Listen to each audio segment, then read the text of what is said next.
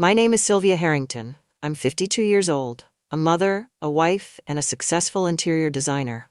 Or at least I used to be. I sit here now staring at the ruins of my life, wondering how I ended up here. Perhaps if I had just ignored the spark, that moment when someone younger, vibrant, and full of life made me feel alive again, everything would still be intact. But I didn't.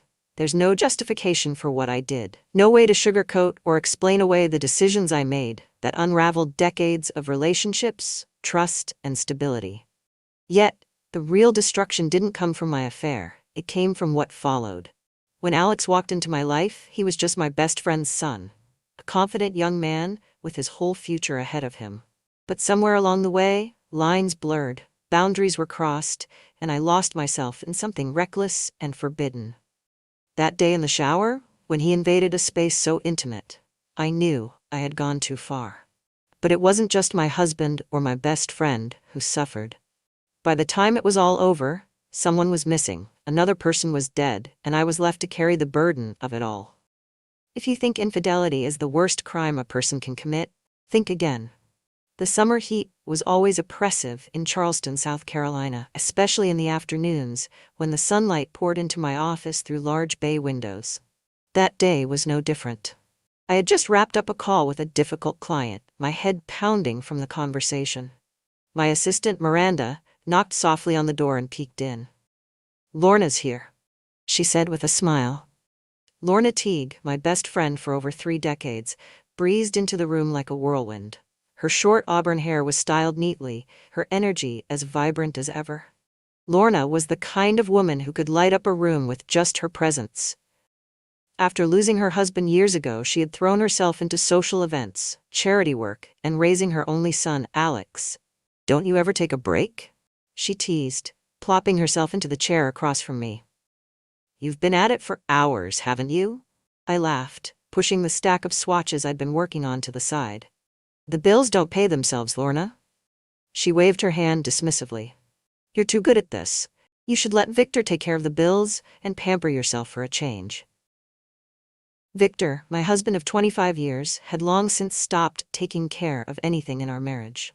Our relationship had become one of routine and necessity, a shared mortgage, shared social obligations, and little else. I forced a smile, unwilling to dive into that conversation. "How's Alex doing?" I asked, changing the subject. Lorna beamed. "He's home for the summer, finished his 2nd year of law school and already making waves. He's interning at a firm downtown, but I swear he works harder than some of the partners." It was impossible not to admire the pride in her voice. I had known Alex since he was a boy, but in recent years I'd started noticing how much he'd changed. No longer the lanky teenager, but a man with a confident stride, sharp features, and a charm that came naturally. I hadn't seen him in months, and though I wouldn't admit it then, I was curious. That evening, Victor arrived home late, as usual. I was in the kitchen preparing dinner, a roasted chicken with vegetables, when I heard the sound of his keys jangling at the door. He walked in without a word, setting his briefcase on the counter before grabbing a beer from the fridge. "Long day?" I asked, trying to sound casual. He grunted in response, his eyes fixed on his phone. It had become our routine. I would make dinner, he would eat in silence, and then retreat to his study for the rest of the evening. There was no warmth, no connection, just 2 people sharing a house. That night, after he'd gone to bed, I found myself scrolling through old photos on my phone, pictures of us during better times. One photo in particular caught my attention, a vacation in Italy from years ago. We were standing on a cobblestone street, Victor's arm around my waist, both of us smiling. I couldn't remember the last time he'd looked at me that way. The following weekend, Lorna invited us to a small gathering at her house, a casual barbecue to celebrate Alex's summer internship. Victor, unsurprisingly, declined, citing work obligations. I went alone. Lorna's backyard was as picturesque as ever, with string lights hanging from the trees and the smell of grilled steaks wafting through the air. Guests mingled with glasses of wine, laughter carrying over the music playing softly in the background. And then I saw him.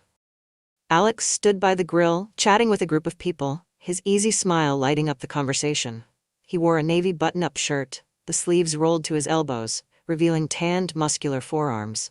His dark hair was neatly combed, and when his eyes met mine, he gave a small wave. "Sylvia," he called, walking over. "Alex," I said, feeling an inexplicable flutter in my chest. "It's good to see you." "You look great," he said, his gaze lingering a little too long. We fell into easy conversation, talking about his internship, his classes, and his plans for the future. He was articulate, ambitious, and confident in a way that made me feel both inspired and uncomfortably self-aware. Later that evening, as I helped Lorna clear the dishes, she nudged me playfully. "Alex couldn't stop talking about you earlier," she said. "He's always admired you, you know. Says you're the coolest of all my friends." I laughed it off, but the comment stayed with me. It happened a few weeks later. Lorna had asked me to swing by her house to drop off some design sketches for a remodel she was considering. When I arrived, only Alex was home. He opened the door, flashing that same charming smile. "Mom's out running errands," he said, stepping aside to let me in. I hesitated for a moment, but stepped inside. We sat in the living room, talking as I explained the sketches. At some point, the conversation shifted to more personal topics. His struggles with law school, his father's absence, and his complicated relationship with his mother. "You've always been easy to talk to," he said, his voice soft. I smiled, but my heart was racing. Alex leaned forward slightly, his elbows resting on his knees, as if he were confiding something secretive. His gaze felt heavy, like it was searching for something in me. I tried to ignore the intensity of it, focusing instead on the papers in front of me. "You know," he said, breaking the silence, "I always wondered how someone like you ended up with someone like Victor." The comment caught me off guard, and I looked up, startled. "What do you mean?" Alex shrugged, a faint smirk tugging at the corner of his lips. "I just mean, you're vibrant, creative, the kind of person who makes people stop and pay attention. And Victor, well, he doesn't seem like the kind of man who notices much of anything." I laughed nervously, unsure of how to respond. "Victor and we've been married a long time.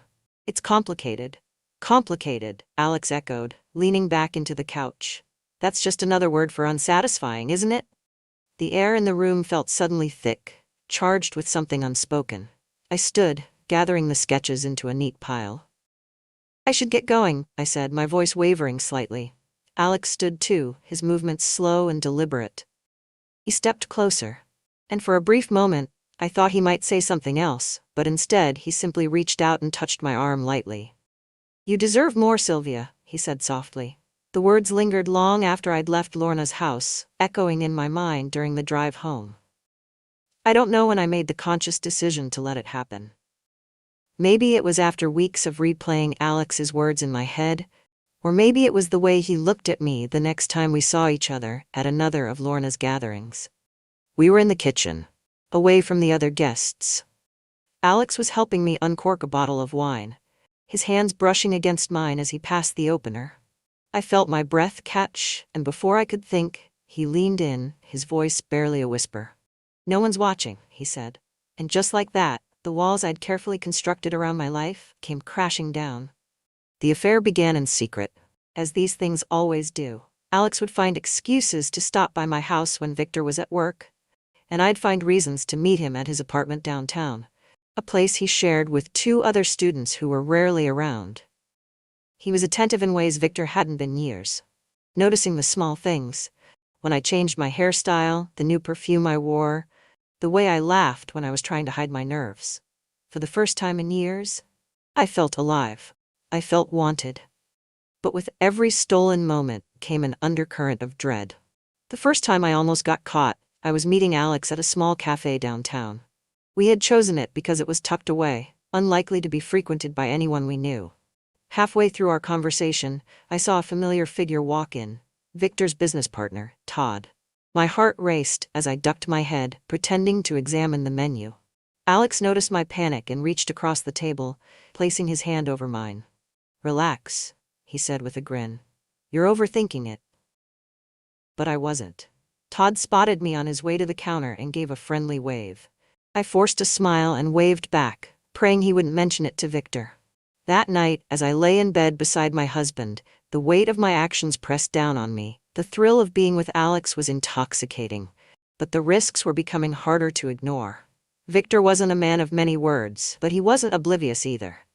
He began noticing the little changes: my sudden need to leave the house more often, the way I'd linger over my phone when I thought no one was watching, the distant look in my eyes when he spoke to me. One evening, as we sat in the living room, he set his glass of bourbon down and looked at me intently. "Is there something you want to tell me?"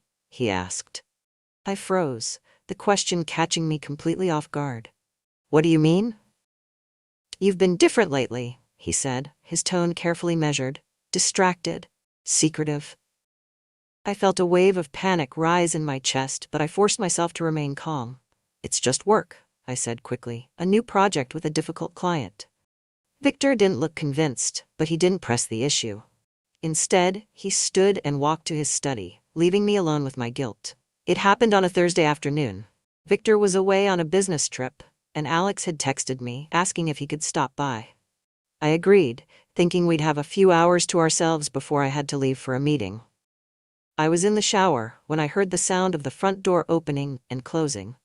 I assumed it was Alex and thought nothing of it, until the bathroom door creaked open.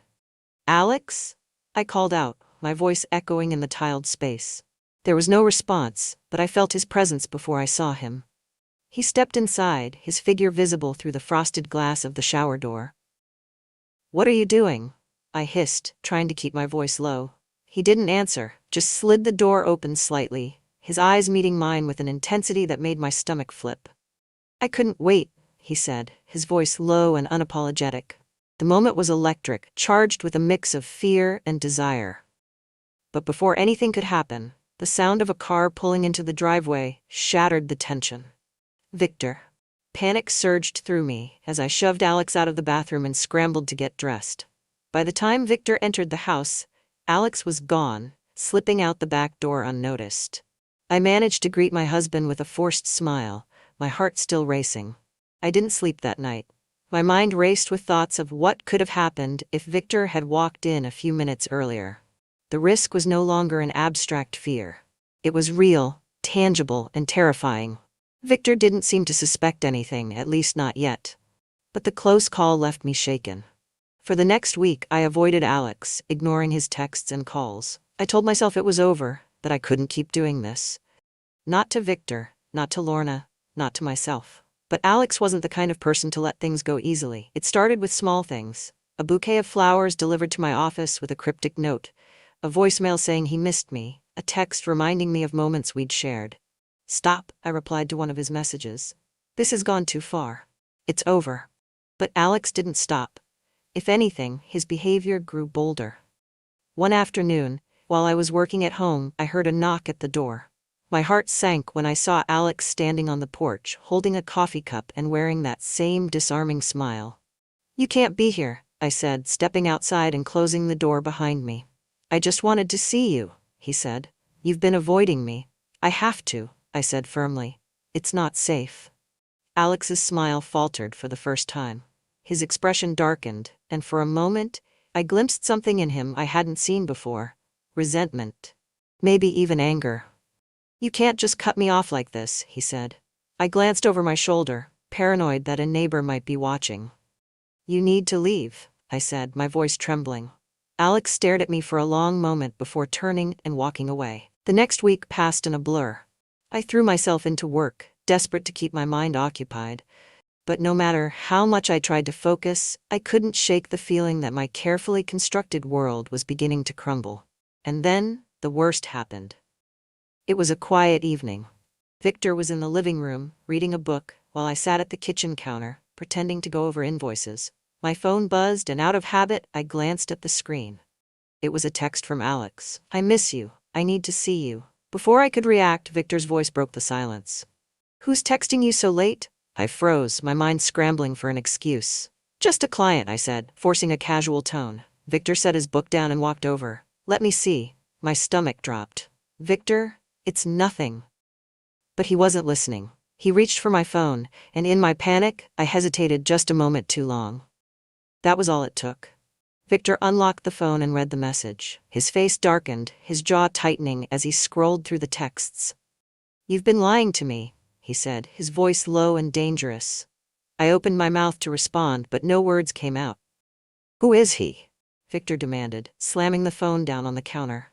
Tears welled in my eyes as I tried to explain, but there was no justification, no excuse that could make this right. It's Alex, I finally admitted, my voice barely above a whisper. Victor's face contorted with disbelief and fury. Alex, Lorna's son? Are you kidding me, Sylvia? I don't remember much of what happened after that.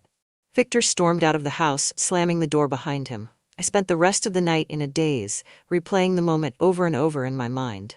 The next day, I got a call from Lorna. Her voice was sharp, her words cutting. Victor told me everything, she said. How could you? How could you do this to me, to your family, to my son? Lorna, Don't, she snapped. I don't want to hear your excuses. You're disgusting, Sylvia. You've ruined everything. And just like that, our decades-long friendship was over. The fallout was swift and brutal. Victor moved out of the house, filing for divorce within weeks. Lorna cut all ties with me, refusing to even acknowledge my existence.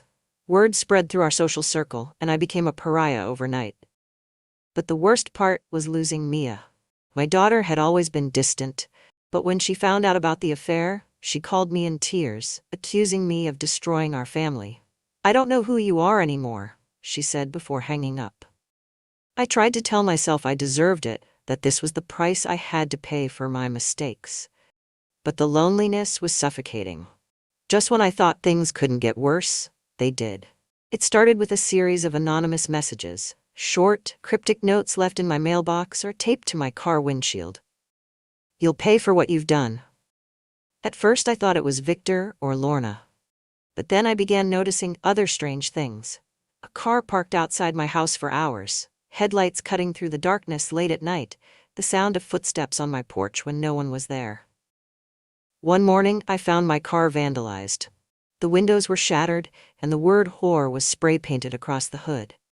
I reported it to the police, but there was little they could do without any leads. The next time I saw Alex, it was unplanned. I was at the grocery store, picking up a few items when I spotted him in the next aisle. He saw me too and walked over, his expression unreadable. We need to talk, he said. There's nothing to talk about, I said, keeping my voice low. It's over, Alex. It's been over. He laughed bitterly. You think you can just walk away, after everything we've been through? There is no we, I said firmly. But Alex wasn't listening. His voice grew louder, his tone more desperate. You don't get to do this to me, he said. You don't get to just throw me away. I left the store without buying anything, my hands trembling as I gripped the steering wheel. A week later, Lorna disappeared. Her car was found abandoned at a park on the edge of town, but there was no sign of her. The police launched an investigation, questioning everyone close to her, including me. What was your relationship with Lorna like? The detective asked, his eyes narrowing. We were best friends, I said, my voice cracking. Until recently. And why's that? I hesitated, unsure of how much to reveal. We had a falling out, I said finally. The detective didn't look convinced, but he didn't press further. Lorna's disappearance sent shockwaves through the community. She wasn't the type to vanish without a trace, and her friends and family were desperate for answers. The police conducted searches, interviewed neighbors, and even questioned Alex, but nothing led to a breakthrough. For me, it was a nightmare that wouldn't end. Victor called one evening, his tone cold and accusatory. Did you have something to do with this? He asked bluntly. I was stunned. Of course not. How could you even think that? He scoffed. You've already proven you're capable of betrayal, Sylvia.